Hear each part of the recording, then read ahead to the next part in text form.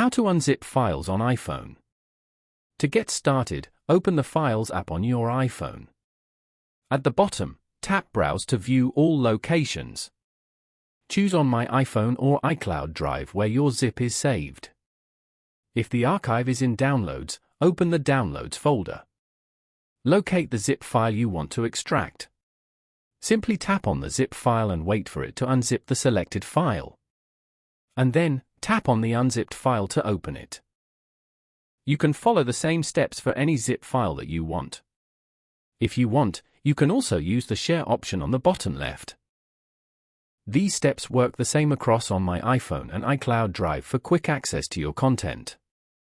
Following these steps, you can easily unzip files on iPhone. Thank you for watching. Please leave a like if this tutorial helped you, or leave a comment below if you have any questions related to the video.